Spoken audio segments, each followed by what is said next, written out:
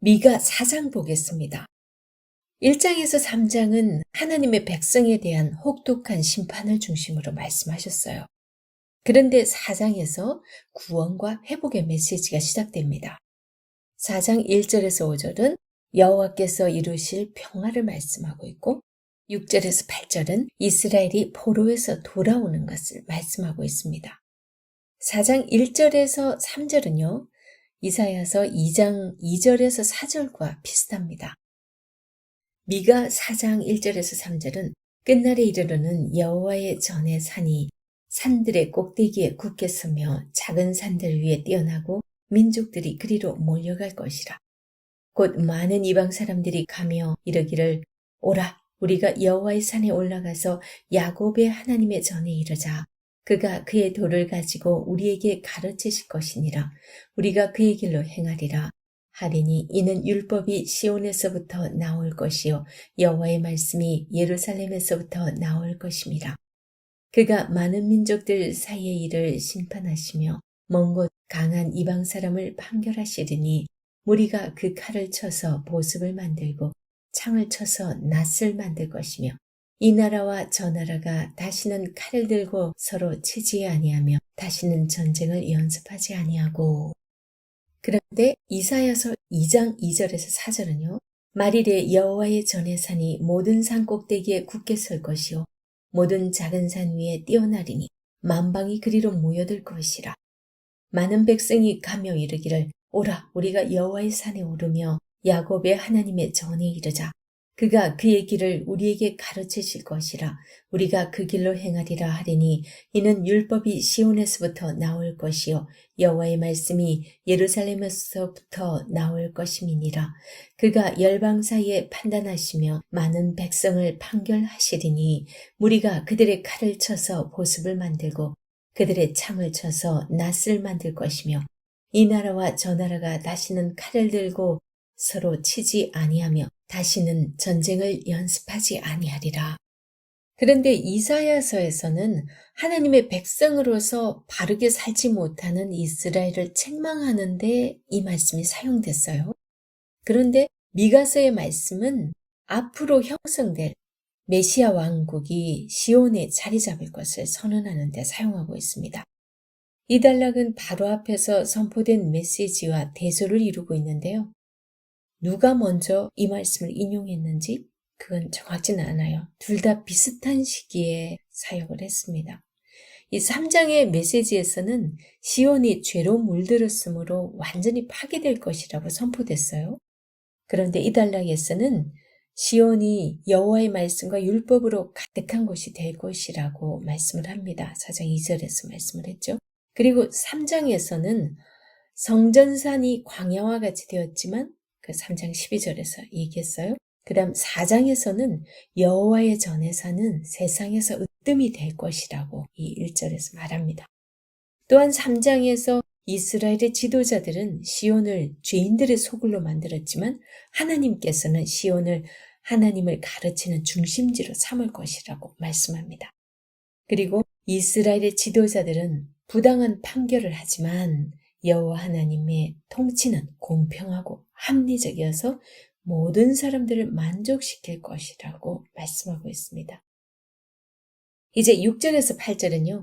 이스라엘이 포로에서 돌아오는 것을 말씀을 하고 있는데 6절에서 8절은 앞에 1절에서 5절에 언급된 이 하나님의 나라에 거하게 될 사람들에 대해서 설명하고 있습니다. 하나님 나라의 백성들은 어떤 사람들이 될 것인가? 하나님께서는 전원자, 쫓겨난 자, 환난받게 한 자 등 세상에서 가장 소외당하기 쉽고 보잘것없는 자들을 불러 모아서 남은 백성이 되게 하시고 강한 나라가 되게 하실 것을 선언하고 있습니다. 6절에서 7절 읽어볼게요.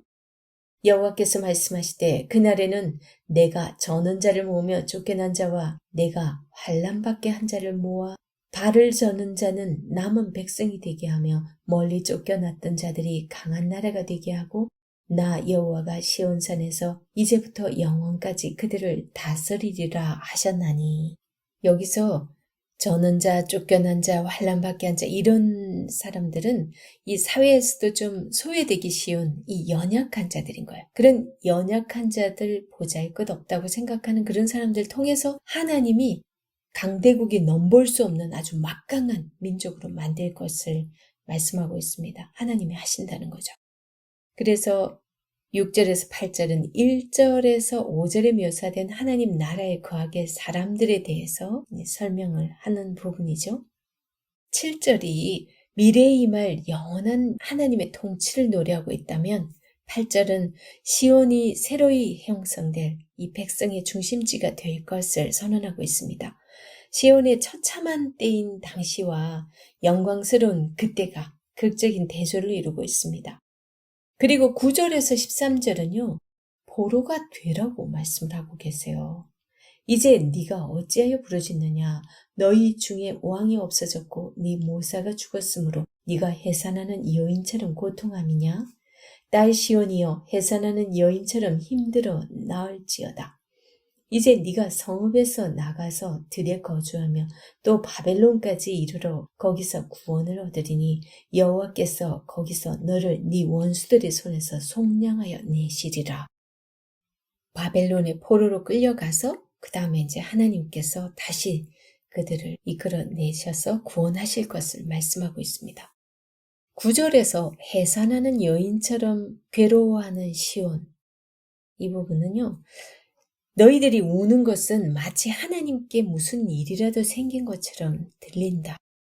그러시면서 이스라엘을 책망하는 말씀이신 거죠.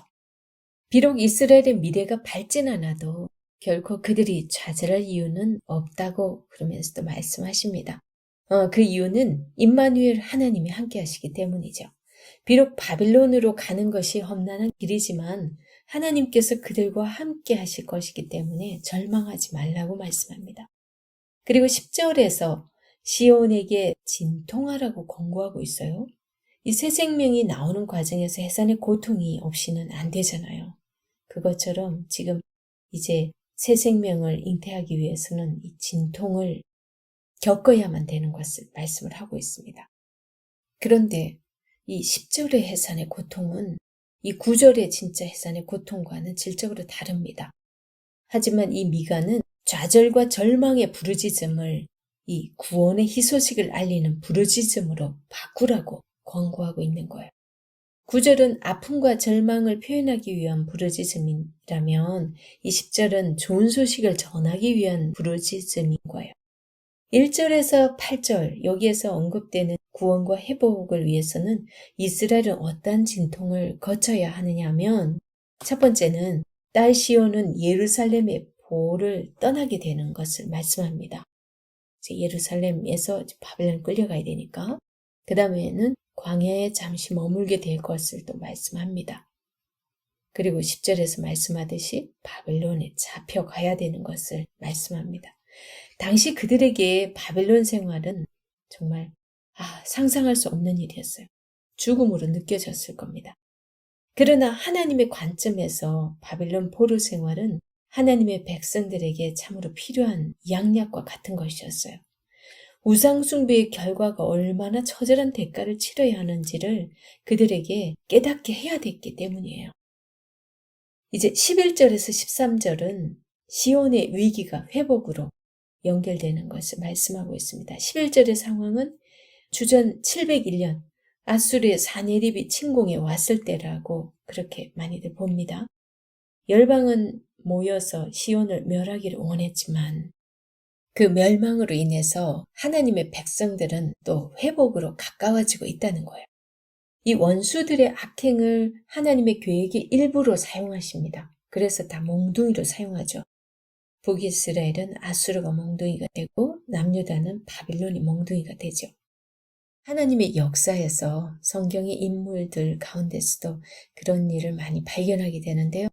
우리 창세기에서 요셉이 사실 형들이 요셉을 팔아서 그렇게 애굽의 노예로 팔려가지 않았다면 그 이스라엘 백성들, 그들을 하나님께서 애굽의 이렇게 인큐베이터 속에서 양육하는데 다리 역할을 할 수 없었겠죠.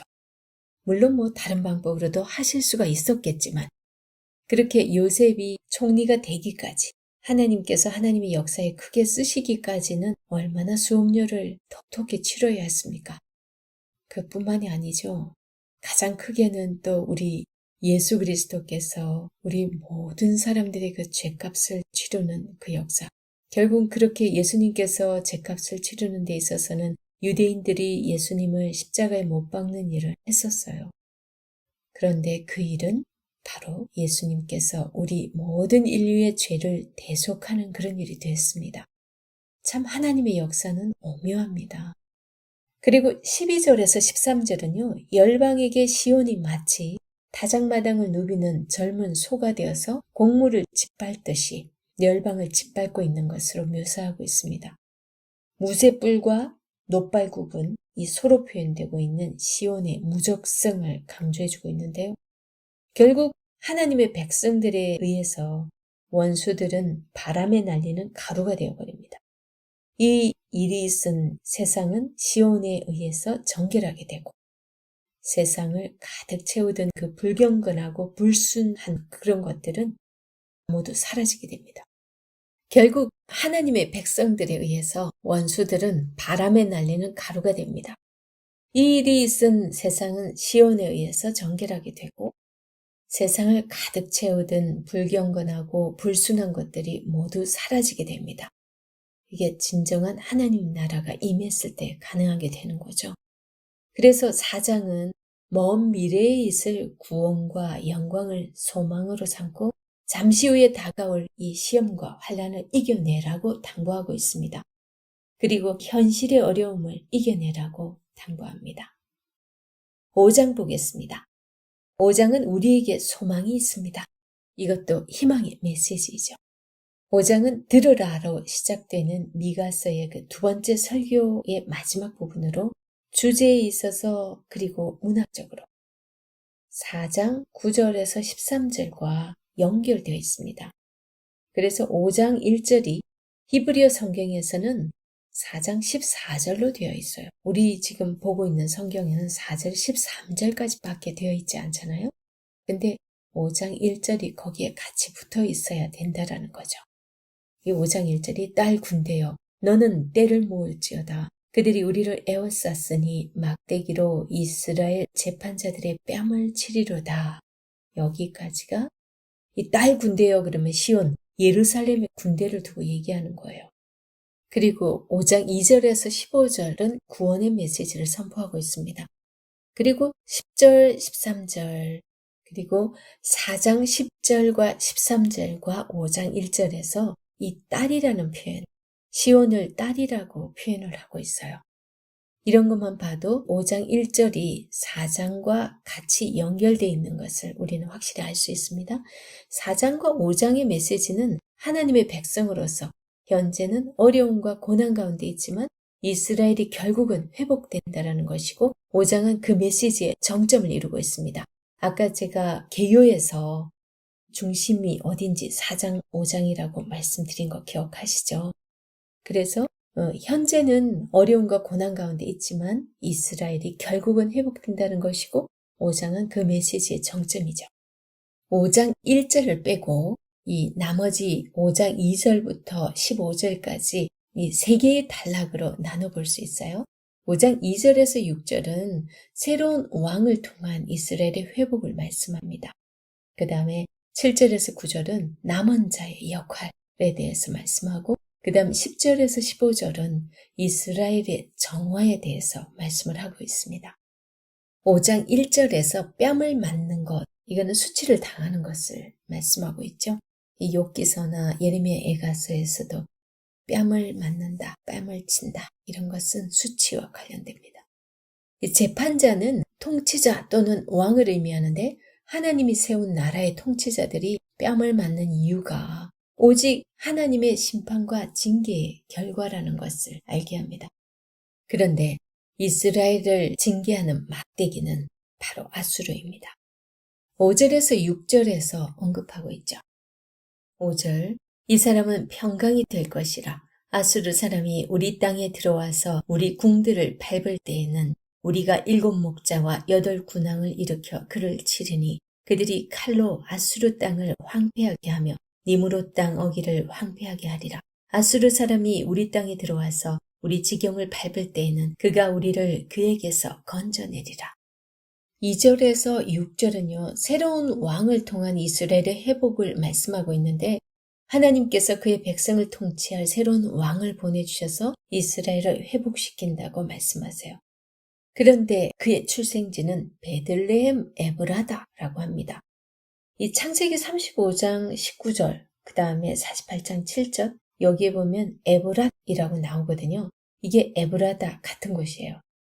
에브라다가 베들레헴과 또 같은 곳이에요. 이 에브라다는 베들레헴의 옛 이름이라는 거죠. 이 시편 132편 6절에도 나옵니다. 이곳에 사는 사람들을 에브랏 사람이라고 불렀는데 룻기 1장 2절, 그 다음에 사무엘상 17장 12절 여기 나옵니다. 이곳은 라헬이 장사된 곳이고 그 다음에 나오미의 고향이기도 합니다.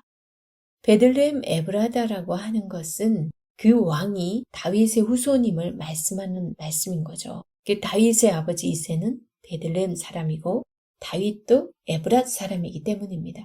그런데 여기서 새로운 왕에 대한 약속은 사무엘하 7장에 있는 소위 다윗 언약이라는 것을 우리는 기억해야 됩니다. 그것에 대한 재선포인 거죠. 그런데 그 땅이 유다의 지파 가운데서도 크고 강한 족속에서 탄생하는 것이 아니라 가장 작고 미약한 마을인 이 베들레헴에서 탄생한다는 것은 그 왕의 탄생이 하나님의 초자연적인 계획과 역사와 관계가 있음을 보여주고 있습니다. 그리고 이 통치자의 근원이 오래전임을 말씀하고 있습니다. 우리말의 태초라는 말은 아주 오래전으로 번역하는 것이 맞는 거죠. 그가 우연히 오시는 왕이 아니고 하나님께서 오래전부터 계획하신 그런 왕이라는 뜻입니다. 이것은 하나님께서 이스라엘을 회복하시는 것이 하나님의 섭리와 역사에 개입하심을 의미하고 있습니다. 이 3절에서 6절 여기에서는요. 그 왕의 탄생의 결과가 언급이 되는데요. 3절에서 6절 보겠습니다.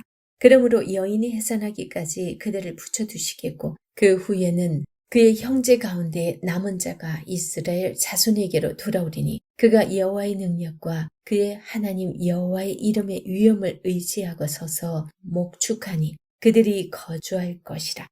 이제 그가 창대하여 땅끝까지 미치리라. 이 사람은 평강이 될 것이라.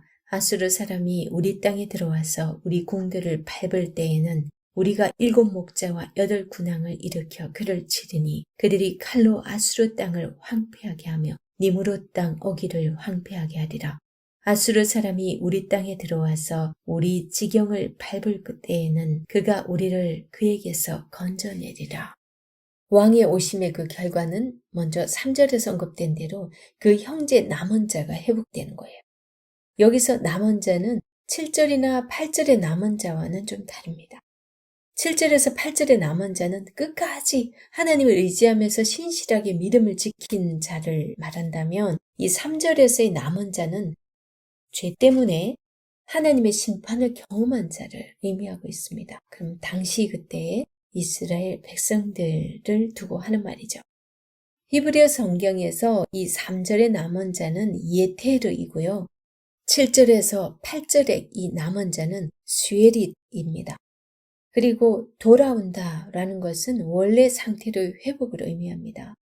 그 회복은 마치 아기를 가진 여인이 해산의 고통을 경험하는 것과 같은 고난을 겪은 후에야 일어날 수가 있습니다. 그게 이제 4장 10절에서도 언급이 됐죠. 결국 이스라엘은 고난을 겪은 후에 새로운 왕이 지배하는 진정한 의미에서의 하나님의 백성으로서 회복될 수 있다라는 것을 말씀하고 있습니다. 4절에서는 그 새로운 왕의 능력의 근원과 역할을 말씀을 하는데요. 그것은 다음과 같이 요약을 할 수 있습니다. 첫 번째가 그 왕의 능력이 하나님으로부터 기원한다는 것. 두 번째는 그 왕은 새로운 리더십을 세울 것이고, 그리고 세 번째, 그 왕은 목자와 같이 자기 백성을 돌보고 인도할 것이다. 이건 에스겔서에서 하고 말씀도 비슷합니다. 그 왕 때문에 그의 백성들이 평안히 거하게 된다고 합니다. 그 다음 네 번째, 그의 권세는 땅끝까지 이룰 것이라고 했어요. 이건 사무엘하 7장에서 다윗 언약에서 내가 너의 이름을 크게 할 것이다 라는 그런 하나님께서 나단 선지자를 통해서 주셨던, 다윗에게 주셨던 그 약속과 통하는 말씀이죠. 그 말씀과 관련해서 볼 때 그 왕의 통치와 권세가 이스라엘만 아닌 전 세계 모든 민족에게까지 확대될 것이라는 말씀으로 이어집니다. 그리고 5절에서 6절 여기에서는요, 그 새로운 왕이 이스라엘을 괴롭히고 도전하는 모든 대적들을 격파하고서 그들에게서 건져주실 것을 말씀을 합니다. 이 사람은 평강이 될 것이다. 이 말씀은 그는 그가 택한 백성들의 지도자들을, 여기 보면 7목자 8군왕 이런 표현이 있잖아요. 7과 8은 이 상징적으로 많은 수를 의미합니다. 그런 하나님께서 택한 백성들 지도자, 그들을 통해서 아수르의 침략과 니무롯, 이 니무롯이라고 표현하는데 여기는 바벨론을 의미합니다. 고대 바벨론, 이 니무롯이 세운 거죠. 그래서 니무롯의 손에서 이런 식으로 표현을 쓰세요. 이스라엘을 건져낼 것이다. 그러니까 지금 이스라엘 백성들이 바벨론의 포로로 끌려가는데 하나님께서 그 바벨론의 손에서 건져낼 것을 말씀을 하는 거죠. 아수르와 바벨론은 하나님께서 이스라엘을 징계하시기 위해 사용하는 몽둥이로서 잘 사용이 되었습니다. 그 다음 7절에서 9절은요.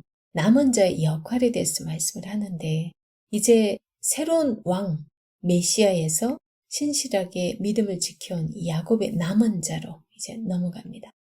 그들은 하나님께서 그의 역사를 이루어가기 위해서 많은 민족 가운데 남겨놓은 자들을 의미하는데, 열국 중에서와 그 다음에 여러 백성 중에 있을 것이라고 8절에서 말씀하고 있죠. 8절을 보면 야곱의 남은 자는 여러 나라 가운데와 많은 백성 가운데 있으리니 그들은 수풀의 짐승들 중에 사자 같고 양떼 중에 젊은 사자 같아서 만일 그가 지나간즉 밟고 찢으리니 능히 구원할 자가 없을 것이라. 여기서 사자와 같이 그의 대적들을 진멸할 것이다. 여기서 사자는 모든 짐승 가운데서 대적할 자가 없는 짐승의 왕으로서 의미를 하죠. 굉장히 강함을 상징하고 있습니다. 이 잠언에서도 당할 수 없는 건 왕이라 그러면서 또 사자를 비유하고 있죠. 이거는 끝까지 신실하게 믿음을 지킨 이 진정한 하나님의 백성들이 하나님을 대적하고 반역하는 자들을 정복하고 그들에게 승리할 것을 말씀해 주는 구절입니다. 어느 민족도 남은 자들에게 대적할 자가 없다는 거죠. 그 누구도 대적자가 그때는 없다는 겁니다. 지금은 비록 이들이 죄악 가운데서 하나님의 심판으로 인해서 이 몽둥이들한테 두들겨 맞고 있지만 하나님이 회복하는 그때는 그 누구도 하나님이 택한 자, 이 이스라엘, 하나님 택한 자, 이스라엘이라는 이 표현은 전체 하나님의 택한 백성을 말하죠. 그들을 대적할 자는 없다는 거예요. 그리고 9절에서는 하나님께서 손을 들어 하나님의 대적을 직접 진멸할 것을 강구합니다. 9절, 내 손이 네 대적들 위에 들려서 네 모든 원수를 진멸하기를 바라노라. 그렇게 말씀하세요. 하나님께서 손을 높이 드는 것은 그의 적을 격파하심, 그런 것을 상징적으로 표현해 주는 말씀입니다. 남은 자들이 하나님의 대적을 심판하는 도구로 사용될 때에는 절대적인 하나님의 도움으로 가능한 것을 우리는 여기서도 알 수 있어요. 결국 남은 자들은 모든 백성을 구원하는 중매자 역할도 하지만 악한 사람들을 심판하는 대리자로서도 역할을 하게 된다는 거죠. 그 다음 이제 10절에서 15절은 이스라엘을 정화하는 걸 보여주는데 결국은 그 정화 과정이 심판입니다. 10절, 여호와께서 이르시되 그날에 이르러 내가 네 군마를 네 가운데서 멸절하며 네 병거를 부수며 네 땅의 성읍들을 멸하며 네 모든 경관성을 무너뜨릴 것이며 내가 또 복수를 네 손에서 끊으리니 네게 다시는 점쟁이가 없게 될 것이며 내가 네게 새긴 우상과 주상을 너희 가운데서 멸절하리니 네가 네 손으로 만든 것을 다시는 섬기지 아니하리라. 내가 또 네 아세라 목상을 너희 가운데서 빼버리고 네 성읍들을 멸할 것이며 내가 또 진노와 분노로 순종하지 아니한 나라에 갚으리라 하셨느니라. 10절에서 15절 여기 단락에서는 하나님께서 자기 백성이 하나님을 의지하고 섬기는데 방해되는 그런 것들을 제거하실 것을 말씀합니다. 그런데 그 일을 하나님께서 친히 하신다는 거예요. 10절, 12절, 13절, 14절 여기 주어는 하나님이에요. 10절에서 11절 여기에서는 하나님께서 전쟁에서 이스라엘이 의지하는 모든 것들을 제거할 거라고 합니다. 군마, 병거 이런 게 많으면은 하나님을 의지하지 않으니까 하나님께서 왕들이 하지 말아야 될 것들에서 군마를 많이 두지 말 거를 얘기를 했죠. 이런 건 공격용이죠. 그 다음에 11절에 성읍들과 경관성 이런 건 방어용입니다. 그래서 이 이스라엘이 전쟁을 할 때 하나님 외에 다른 나라를 의지하는 것은 큰 죄로 여겼습니다. 그래서 애굽의 원정가고 바벨론에게 친바벨론, 친아수르 이렇게 막 동맹을 맺고 조공을 바치고 하는 그런 것들을 하나님께서 너무 자존심 상해하셨어요. 그래서 그걸 행음하는 것으로 그렇게 표현을 합니다. 그것은 그들의 심판을 자초하는 것이었어요. 이사야서 31장에서도 잘 말씀하고 있죠. 그리고 12절에서 14절에서는요. 하나님께서는 그들이 하나님과 함께 섬겼던 모든 우상들과 신들을 제거할 것이라고 말씀합니다. 그래서 하나님께서는 자기 백성이 하나님과 언약 관계를 파괴하는 모든 것들을 직접 제거해버리심으로 해서 이 이스라엘이 온전한 언약 백성이 되도록 하시겠다라고 말씀을 하세요. 그러나 마지막은 경고로 끝납니다. 하나님께서 직접 회복시키시고 만방의 구원을 허락하실 때 하나님을 거역하는 사람들은 하나님께서 직접 진노로 분노로 갚으시겠다고 말씀을 하세요. 이스라엘을 회복하실 분도 하나님이시지만 구원하실 분도 하나님이시지만 이스라엘을 깨끗하게 하실 분도 하나님이라는 것이 이 단락에서도 강조되고 있습니다. 이런 걸 보면 하나님께서 자기 백성들을 구원하시고 회복시키시는 일을 위해서 이 심판이 불가피하다라는 것을 우리는 알게 됩니다. 그 심판이 없이는 절대로 회개하지도 않고 고쳐지지도 않습니다. 정화되지가 않는 거죠. 6장 보겠습니다. 6장은 여호와께서 이스라엘을 변론하시는 부분입니다. 6장은 하나님께서 구하시는 것이 무엇인지 말씀하고 있는 핵심 구절이 있는 장이죠.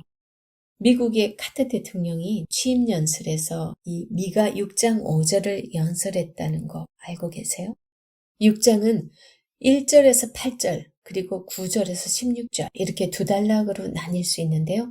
1절에서 8절은 여호와 하나님과 이스라엘 사이에 법정 쟁변을 벌이는 것 같은 그런 느낌이 진행되고 있습니다.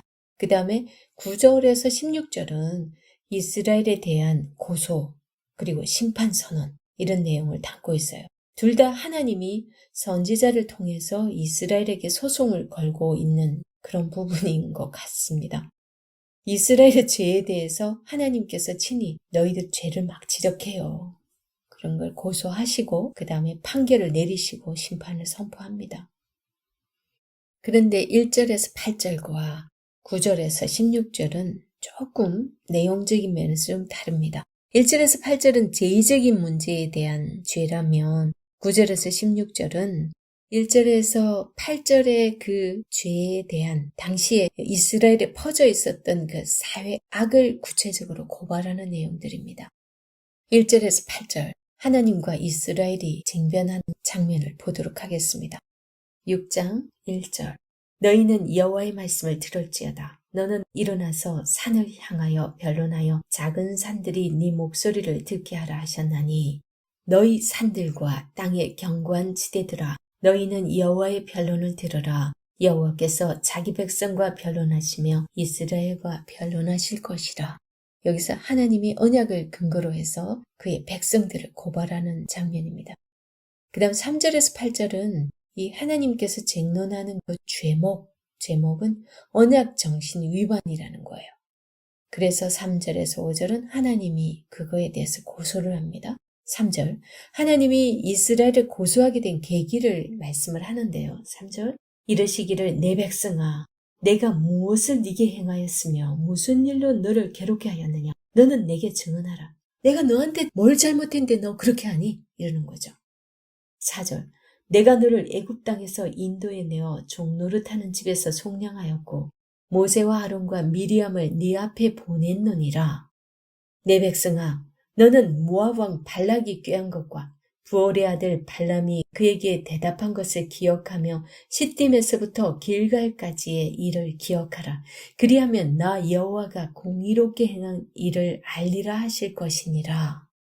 고대 근동의 조약에서는 이 서언이 사용되는데 이 하나님께서는 이 서언 부분에서 이스라엘 백성들이 언약에 있어서 무엇을 잘못했는지 하나님께서 그토록 베풀어 주신 그 은혜를 나열하면서 이스라엘의 그 증언을 듣기 전에 그들의 태도가 어디에서 잘못되었는지를 먼저 지적하면서 시작합니다. 하나님이 이스라엘에게 베푸신 은혜의 선물은 여기서 쭉 나열하는 걸 보면 4가지입니다. 첫 번째, 구속의 선물이죠. 하나님은 이스라엘을 괴롭게 하시는 분이 아니라 이스라엘을 괴로운 상황에서 구원하신 분이죠. 이들이 애굽에서 종살이할 때 막 핍박을 당하잖아요. 그래서 그들이 막 괴로워서 부르짖잖아요. 그 부르짖음을 들으시고 하나님께서 그들을 구원해 내셨으니까요. 그 다음에 이제 모세라는 지도자를 하나님께서 선물로 그들에게 주십니다.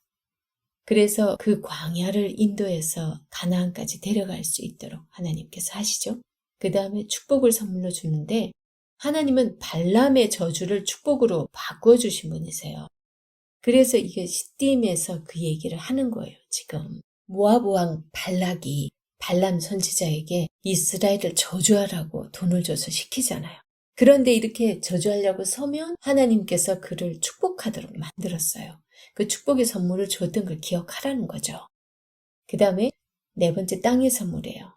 시딤은 이스라엘이 요단 동편을 뒤로 한 마지막 성읍이고 길갈은 가나안 땅에 들어가서 처음 맞는 성읍입니다. 그러니까 하나님의 기업의 땅을 약속해 준 거죠.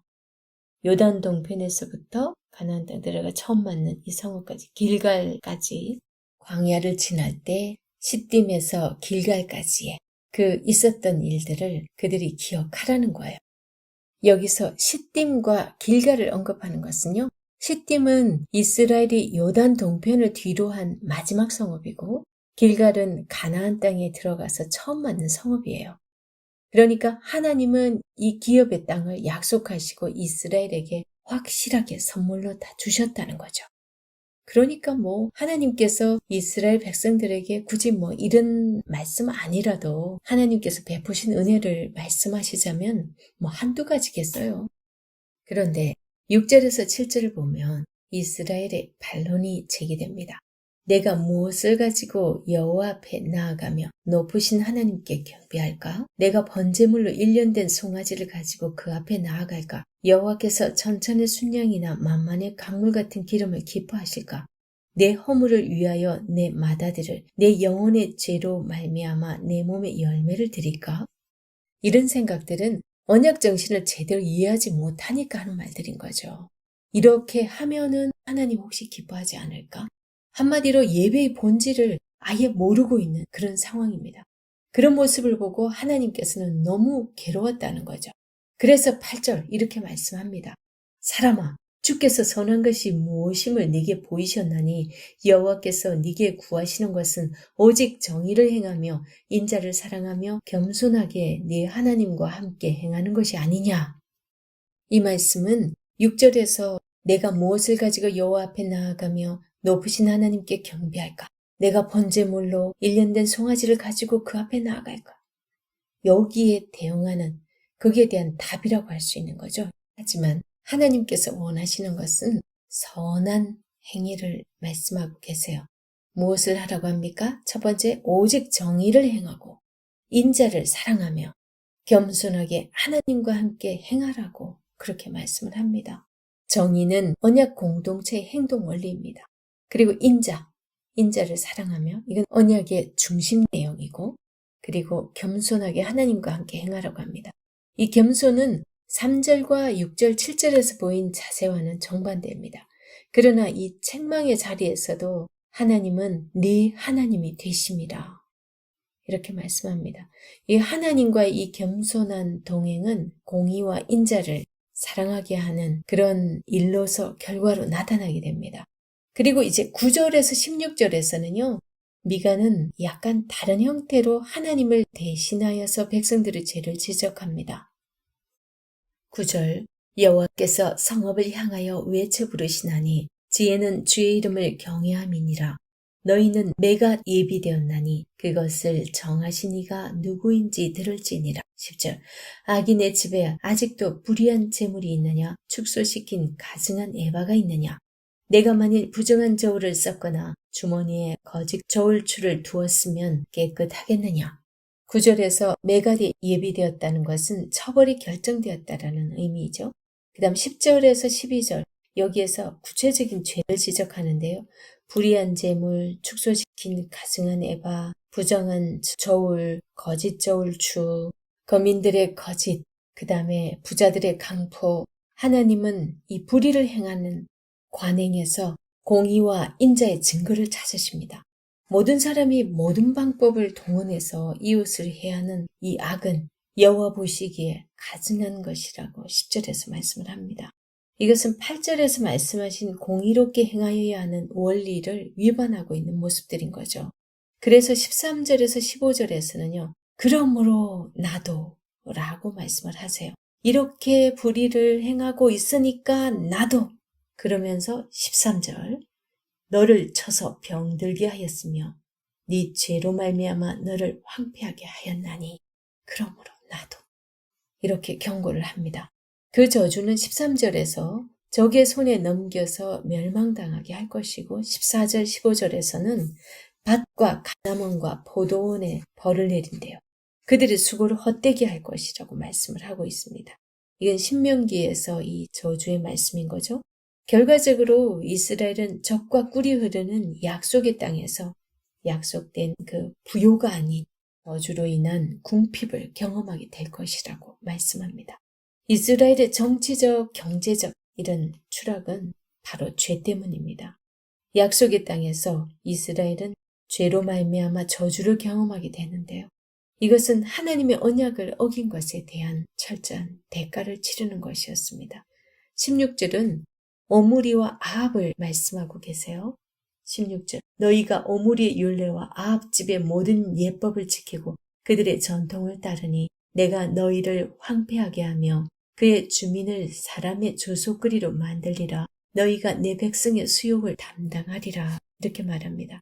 오므리와 아합을 말씀하는 것은 그들의 죄의 심각성과 심판의 불가피성을 강조하고 있습니다. 오므리 왕조의 아합 왕이 대표적인 죄악을 범한 왕으로서 지적되잖아요. 북이스라엘의 왕 중에서도 오므리 왕조를 패하게 되는 사람 예후를 세워가지고 오므리 왕조를 패하게 되죠. 그러니까 이스라엘은 폐허가 되고 비웃음의 대상이 될 거라는 거죠. 내 백성의 수욕을 담당하리라. 이것은 대속적 고난이 아니라 죄로 인해서 당하는 수치를 가리키고 있습니다. 그 다음 6장을 통해서 우리가 돌아봐야 할 부분은요.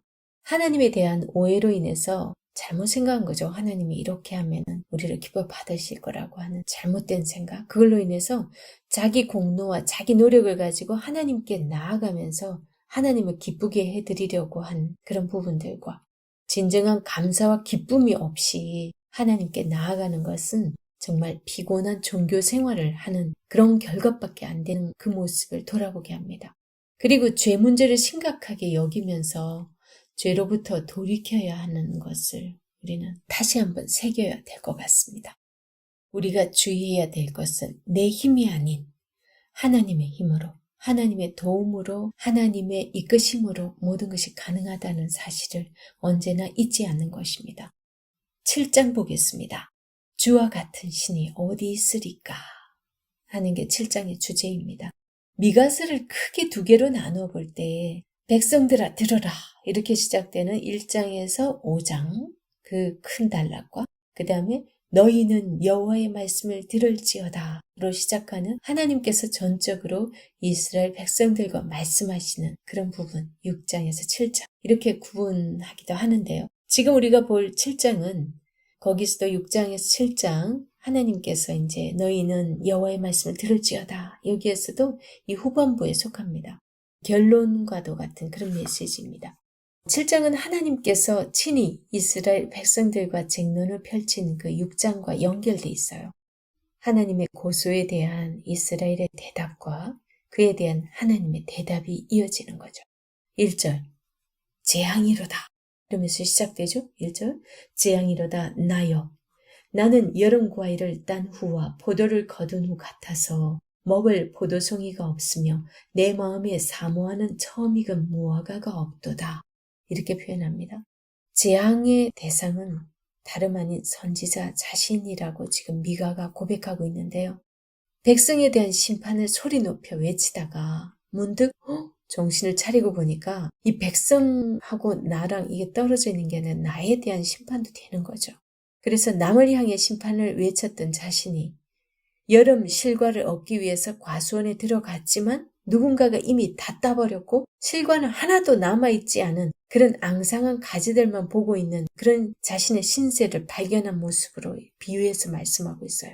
포도라도 얻을까 하고 갔는데 포도원도 비어있고 무화과 밭에 가봤더니 마찬가지라는 거예요. 이 모습은 바로 예루살렘 성의 모습을 보여주고 있어요. 바로 예루살렘은 공의와 정의의 열매로 가득해야 할 성읍인데 왜냐하면 하나님께서 극상품 포도나무를 심었잖아요. 율법을 주고 계속 말씀을 주시고 선지자를 보내서 말씀을 주셨어요. 그럼에도 불구하고 공의와 정의의 열매는 하나도 없고 그 성읍이 텅 빈 과수원과 같은 그런 꼴이라는 것을 지금 1절에서 이렇게 표현하고 있습니다. 그 다음 2절에서 4절은요. 무엇보다도 경건한 사람이 없음을 탄식합니다. 2절 경건한 자가 세상에서 끊어졌고 정직한 자가 사람들 가운데 없도다. 무리가 다 피를 흘리려고 매복하며 각기 그물로 형제를 잡으려고 하고 3절 두 손으로 악을 부지런히 행하는도다. 그 지도자와 재판관은 뇌물을 구하며 권세자는 자기 마음의 욕심을 말하며 그들이 서로 결합하니 4절 그들의 가장 선한 자라도 가시 같고 가장 정직한 자라도 찔레 울타리보다 더하도다. 그들의 파수꾼들의 날 곧 그들 가운데 형벌의 날이 임하였으니 이제는 그들이 요란하리로다. 그럽니다. 여기서 경건한 자가 세상에 끊어졌고 정직한 자가 사람들 가운데 없도다. 이 말씀은요. 과수원에 과일이 없듯이 세상에 제대로 된 사람이 하나도 없다는 거예요. 오히려 욕심에 사로잡혀서 형제들과 바른 인간적인 관계를 맺지 못한다는 거예요. 그리고 3절에서 4절 보면 악을 저지르기에 부지런한 사람들, 뇌물만 찾는 지도자와 재판관, 그리고 마음의 욕심만 드러내는 이 사람들, 그렇게 불리는 권세자들이 서로 꼬여서 연결이 됩니다. 가장 선한 자가 가시 같고 가장 정직한 자가 찔레 울타리보다 더하다. 이런 소리를 들을 지경이니까 사람다운 사람이 없다라는 표현을 이렇게 하고 있는 거예요. 그래서 형벌의 날이 임할 것이라고 말씀하는데요. 오늘날의 그 세상의 모습과도 너무나 비슷합니다. 이 사람은 좀 낫겠지 하고 기대를 걸어보면 영락없이 그 사람이 또 실망을 시킵니다. 누구도 예외 없이 실망시키죠. 부패한 본성을 가진 사람에게는 소망을 가질 수 없다는 증거이기도 합니다. 5절에서 6절은요. 사람이 없다며 탄식하던 이 선지자가 이제 자신이 서 있는 사회 전체를 바라보던 자리에서 일상생활에서 만나는 자기랑 가까운 이웃, 자기 가정의 식구들 이런 쪽으로 시선을 옮깁니다. 그러면 세상은 그렇지만 그래도 내 가까운 사람들은 괜찮겠지? 그러면서 시선을 옮겨서 보는데 정말 놀라운 것은 이웃이나 친구, 심지어 아내까지도 믿지 말고 의지하지 말라고 말합니다. 왜요? 사회 전체의 부패로 인해서 모두가 오염되었기 때문이에요. 이스라엘 백성들에게 가족 간의 신뢰는 그 무엇보다 중요해요. 하나님께서 이 가족 공동체를 굉장히 소중하게 여기면서 말씀을 하고 계셨거든요.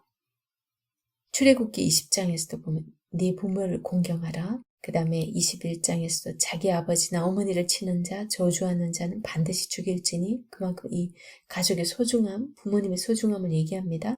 그 외에도 뭐 신명기, 레위기, 잠언, 이 잠언에서는 자기 아비나 어미를 저주하는 자는 그의 등불이 흑암 중에 꺼짐을 당하리니 부모에 대한 공경을 얘기하고 있어요. 그런데 말이에요. 가족 간에까지 불신이 생긴다는 것은 보통 심각한 재앙이 아니라는 거죠. 예수님께서 이 마태복음 10장 21절, 35절, 마가복음 13장 12절, 그리고 누가복음 12장 53절 여기에서도 보여주는데요. 예수님이 이 땅에 계심으로 일어날 위기, 그 역사를 뒤바꾸는 위기가 있다라는 표현을 하시면서 이런 말씀을 쓰세요. 자기의 원수가 집안 사람이라는 사실을 이렇게 말씀하면서 이 말씀을 인용합니다. 그만큼 미가서에서 이런 표현을 하는 것은 심각한 상황을 설명하고 있다고 봅니다. 사람은 결코 믿을 대상이 아닌데, 하지만 가족도 믿을 수 없는 그런 세상이 된다면 정말 기가 막힌 슬픔이죠. 그만큼 세상이 악해져 있고 그 가족들이 이 세상의 구성원으로서 살아가면서 삭막해지고 악해졌다라는 그런 증거이기도 합니다. 그리고 7절에서 20절은요. 역사의 전환을 보여주는 부분입니다. 하나님 같은 이가 어디 있으랴 하는 고백이 나오는 부분이기도 하죠.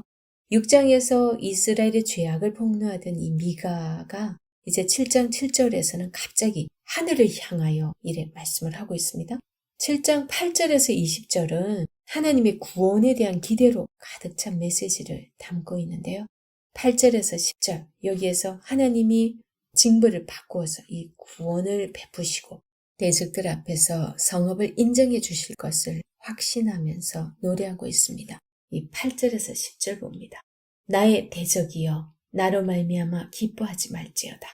나는 엎드러질지라도 일어날 것이요 어두운 데 앉을지라도 여호와께서 나의 빛이 되실 것이미로다. 내가 여호와께 범죄하였으니 그의 진노를 당하려니와 마침내 주께서 나를 위하여 논쟁하시고 심판하시며 주께서 나를 인도하사 광명에 이르게 하시리니 내가 그의 공의를 보리로다. 6절 나의 대적이 이것을 보고 부끄러워하리니 그는 전에 내게 말하기를 네 하나님 여호와가 어디 있느냐 하던 자라. 그가 거리에 진흙같이 밟히리니 그것을 내가 보리로다. 그리고 11절에서 13절은 성벽과 경계의 회복에 대한 약속이 주어집니다. 14절에서 17절은 하나님의 백성들이 하나님이 그들의 목자가 되셔서 열방들이 주의 능력을 바로 알고 인정하게 만들기를 청원하고 있습니다. 18절에서 20절은 하나님의 백성들이 자신들을 용서하시는 이 비교할 수 없는 하나님의 크신 은혜를 찬양하는 것으로 끝을 맺고 있는데요. 좀 더 자세히 볼 수 있도록 하겠습니다. 여기서 7절은 1절에서 6절의 내용과 전혀 다른 8절 이하의 본문을 연결하는 역할을 하고 있어요. 7절 말씀이 오직 나는 여호와를 우러러보며 나를 구원하시는 하나님을 바라보나니 나의 하나님이 나에게 귀를 기울이시리로다 하는데요. 여기 7절에서 오직으로 번역된 이 히브리어는 와우 접속사예요. 일반적으로 그리고의 뜻으로 읽히고 있지만 여기서와 몇몇 곳에서는 그러나의 뜻으로 사용되고 있어요. 그러나 나는 이라는 표현은 앞서 삶의 모습을 보면서 소망이 없다고 결론을 내렸잖아요. 미가가. 그 결론에 대한 반전으로 해석해야 된다는 거죠. 이웃도 친척도 품속의 여인도 믿을 수 없는 그런 상황에서 마지막 소망의 근거가 되시는 하나님을 기억해낸 거죠. 그래서 그러나 나는 이런 표현을 쓰고 있다는 거죠. 의미가 다르죠.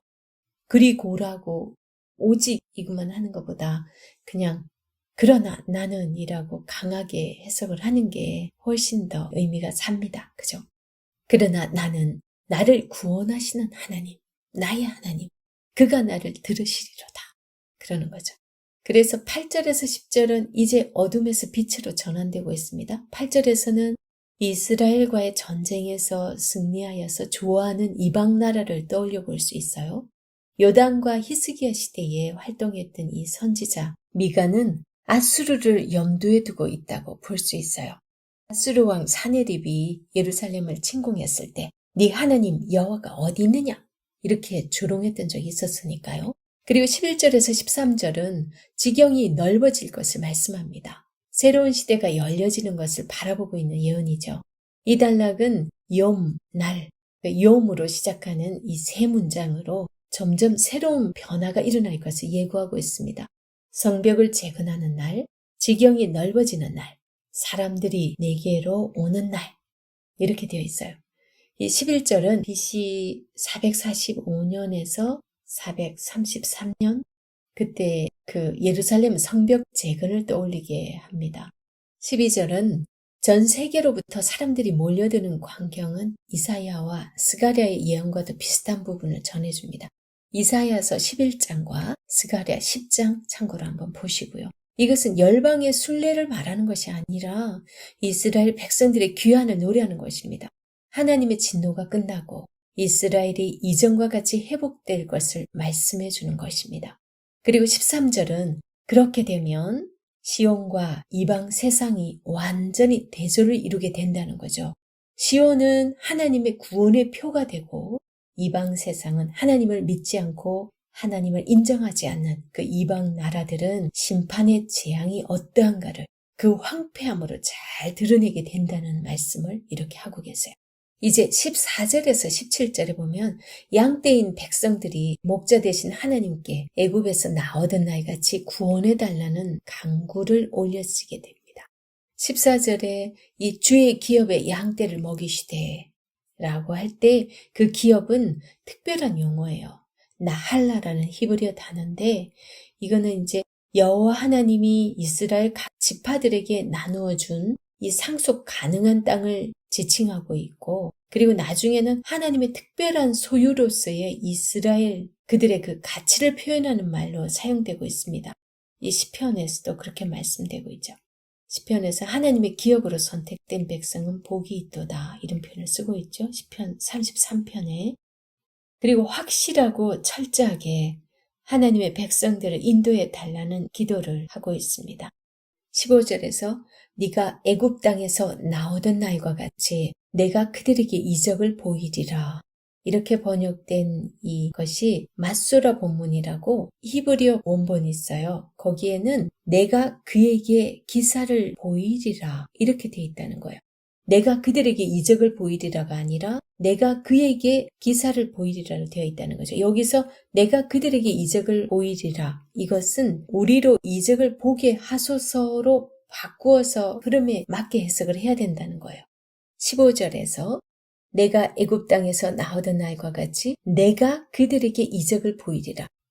이것은 우리로 이적을 보게 하소서 let us see 그렇게 바꾸어서 읽어야만이 해석이 맞다는 거예요. 흐름에도 맞고 그렇게 되면 이제 16절에서 17절 여기에서 자연적으로 열방은 그것으로 인해서 부끄러움과 수치, 두려움에 사로잡히게 된다는 게 정확하게 이 의미상 맞아요. 그래서 16절, 17절 이렇게 말하거든요. 이르되 여러 나라가 보고 자기의 세력을 부끄러워하여 손으로 그 입을 막을 것이요 귀는 막힐 것이며 그들이 뱀처럼 티끌을 핥으며 땅에 기는 벌레처럼 떨며 그 좁은 구멍에서 나와서 두려워하며 우리 하나님 여호와께로 돌아와서 주로 말미암아 두려워하리라. 이렇게 얘기를 하는 거예요. 우리로 이적을 보게 하소서 이렇게 기도를 했을 때 이제 열방이 그런 모습이 된다는 거예요. 그 다음에 18절에서 20절은요. 이제 주와 같은 신이 어디 있으리까? 라고 고백하게 되는데요. 어둠에서 광명으로 인도하시는 하나님으로부터 넓어지는 지경과 선민들의 귀환을 약속받았습니다. 그 다음에 이제 마지막으로 애굽에서 나오던 날같이 기적을 보여달라는 그 기도를 이제 한 거죠. 그래서 이제 대적들이 입과 귀를 막고 두려워 떠는 이 완전히 뒤바뀐 모습을 이제 보게 된다라는 거죠. 그랬으니 이 이스라엘은 18절과 19절에서 주와 같은 신이 어디 있으리까 하는 고백 그 찬양을 할 수밖에 없겠죠. 그래서 18절에서 기업의 남은 자 이거는 곧 예루살렘 멸망 후에 남은 자라는 그런 의미라기보다는 언젠가 올 그 심판을 견디고 남을 하나님의 백성 끝까지 믿음을 지킨 자를 얘기하겠죠. 아모스 9장 12절에서 그렇게 나옵니다. 그때도 아모스서에서도 이스라엘의 회복을 말씀하면서 다윗의 무너진 장막을 회복하시고 내 이름으로 일컫는 만국을 기업으로 얻게 하리라 이런 표현을 쓰고 있거든요. 그러니까 아모스서에서처럼 이 미가서에서도 마지막에는 지금 당장 이스라엘이 포로로 갔다가 살아남은 자 이게 아니라 정말 하나님 나라의 끝까지 믿음을 지킨 자들을 18절에서는 기업에 남은 자라는 표현을 쓰고 있다는 거죠. 28절은 용서와 인애의 본질을 가지신 하나님을 노래하고 있고요. 그 다음 19절 이하에서는 그러한 하나님이 행하실 일을 찬양합니다. 특히 하나님의 인애의 성품을 강조하고 있어요. 미가서 마지막에 언급하고 있는 하나님의 인애는 이스라엘의 죄악과 상관없이 나타나는 그런 부분입니다. 인애로 번역된 이 헤세드, 잘 아시죠? 이 헤세드는 상대가 어떤 모습이라 할지라도 그를 품고 사랑해주는 성품과 관련이 있습니다. 이 미가서를 마감하면서 이스라엘의 죄악은 페시아거든요. 허물은 아원이에요. 히브리어 단어가 다르다는 거예요. 그다음 죄는 하타트예요. 죄악, 허물, 죄 이렇게 따로따로 번역되어 있는데 조금씩 다른 거예요, 의미가. 죄악, 허물, 죄이라는 이 단어가 모두 동원되고 있어요. 하나님께서는 죄를 미워하셔서 반드시 심판하시는 분이지만 모든 종류의 죄를 다 용서하시고 그걸 다시 회복시키시는, 심판 후에 회복시키시는 하나님인 것을 알게 합니다. 그 다음 20절에서 하나님의 성실과 에메트죠. 그 다음 인애, 헤세드는 야곱과 아브라함을 언급하면서 조상 대대로 거슬러 올라가고 있어요. 이게 무슨 말이냐면 하나님의 성실과 인애는 그 역사의 시작부터 지금까지 있어왔던 그 성품이라는 거예요. 결국 인간의 죄악이 문제이지 하나님은 언제나 인애와 성실로 우리를 대해오셨고 그렇게 지금도 우리를 사랑하고 계신 분인 것을 이 미가서를 마감하면서 다시 한번 말씀하면서 하나님을 찬양하며 끝맺고 있습니다.